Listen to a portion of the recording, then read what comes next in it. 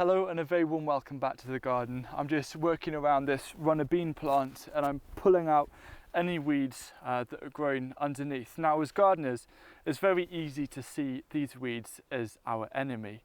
But I actually want to show you that you can actually utilize them as a really precious resource. And in this video, I'm going to show you 5 amazing ways that weeds can help you grow bigger crops in your garden. So the first use is a permaculture principle you might have heard of.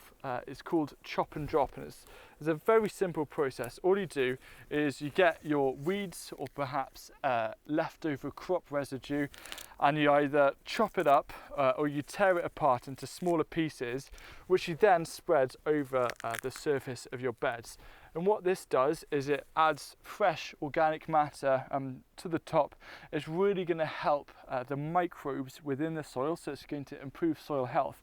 And rather than going into all of the effort of putting these weeds onto your compost bin, what you're actually doing is saving you that time and that effort and waiting for things to break down. You're just applying it directly to the surface of your bed. And it's one of the methods that I use when I'm actually putting beds to sleep at the end of the season. Now, if you live in a place that's quite slug prone, like where I am, what you want to do is just make sure that you always just apply quite a light covering of mulch over the top, because anything too thick could provide some habitat for slugs to hide under. Now, there's actually another method of chop and drop called chop, move and drop. So chop, move and drop is a really useful technique if you're relatively good at keeping your beds clear of weeds and you're wanting to add a bit of extra material into your growing space. So what I'm doing here is I've got all of these nettles and I'm just going to be chopping them up nice and fine. So they're going to be really small pieces, and then I'm going to sprinkle them over the growing area just to provide a little bit of extra organic matter and nutrition. The next thing you can do with weeds is a really simple way of making a liquid amendment, and it's simply by creating something called a weed soak. So I've got a bucket here, and all I'm doing is I'm along the side of the solar tunnel here, and I'm going to be collecting all of these weeds to put into this bucket. I'm just going to kind of scrunch them up a little bit and soak them with water. I've packed this bucket quite loosely with plant material, and I'm just going to cut it up ever so slightly, just so it sits down a bit more, like that. Now, the next thing you want to do for a weed soak is fill a bucket of your weeds with water.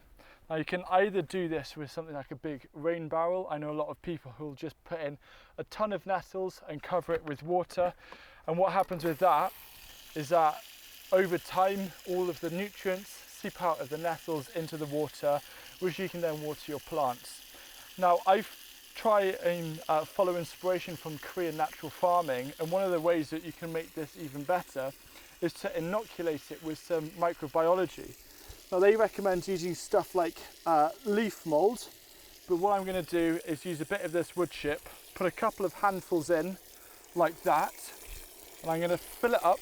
And then the final thing is, when this is all nice and full, I'm just going to put a lid over the top, and I'm actually going to leave this for around 2 to 3 months. So it's really going to break down, and then I can use it as a concentrated feed, kind of 1 to 20 or 1 to 50 with water, to just water my plants as standard. Now, if you're just wanting to use something like nettles and you're putting those in a barrel, you can start using that with a dilution of 1 to 10 after just a week of letting the plant material sit. And as the water content goes down, you can simply refreshen it with more nettles and more water. Now, this nettle mixture will end up smelling quite a bit, but the plants aren't going to care. They're going to thrive from it. When it comes to growing perennials, for example, soft fruit, I've got a load of currant and gooseberry bushes here. Weeds are actually very useful. So you know that this grass around here is just growing up and around the stems. Well, instead of taking this grass away, I'm actually going to use it to my advantage to help prevent more grass growing by just placing it over the top like that. And if you can put enough grass on top, so it's like a nice thick mat layer, and leave a bit of space away from the stem for the stem to breathe, what it's going to do is, as it breaks down, it's going to create quite a nice mat or carpet, which is going to make it more difficult for the grass underneath to grow through.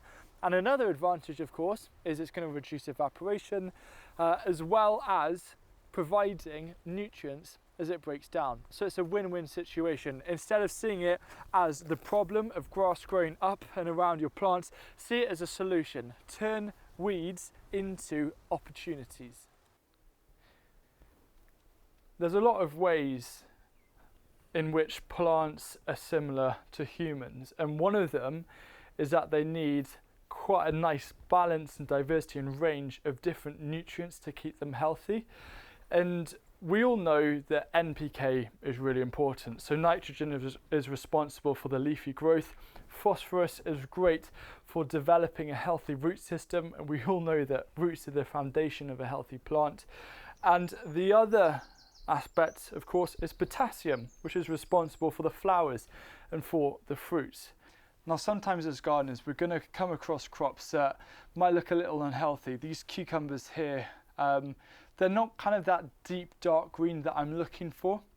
And so what you can use is a really simple technique using organic brown sugar to create a fermented plant juice. And all these are concentrated liquid plant available amendments that we can make using crops that have, or plants and weeds that have specific minerals that we want. So if we have a plant deficiency, for example, a lack of phosphorus, and we can see that because sometimes the leaves at the bottom turn a bit purple, we can use dandelions, which contain a decent amount of phosphorus, to create a fermented plant juice that we're then going to drench and feed our plants with, either as a liquid feed for an instant boost of minerals and nutrients, or just as we water them, create a little bit of a habit of just adding those extra bits of goodness.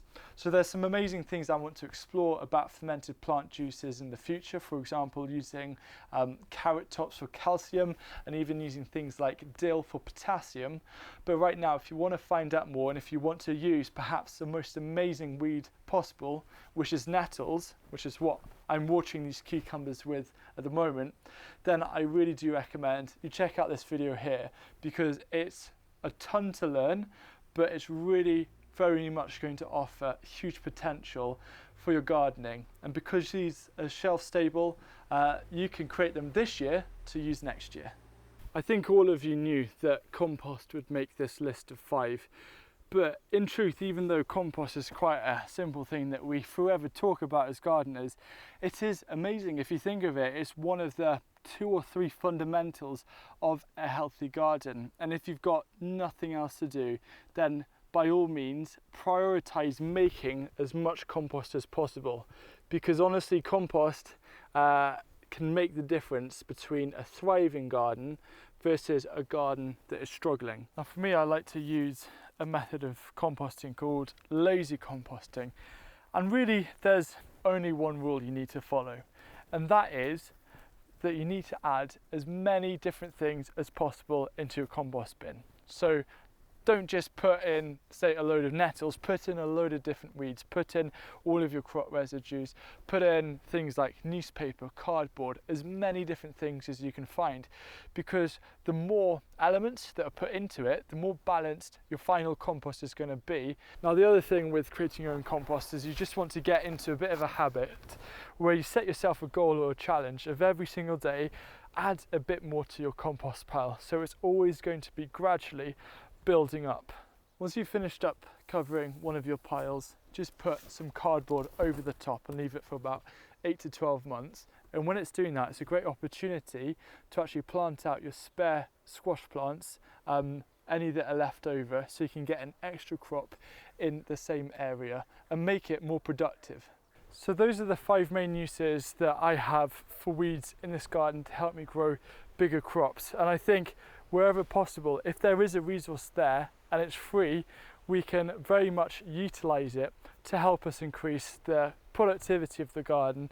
And also it's very satisfying, instead of going to a garden centre and buying feeds and extra bits of compost, to actually make our own and be more resilient as gardeners and have that security is a very empowering feeling that I'm trying to increase every single year.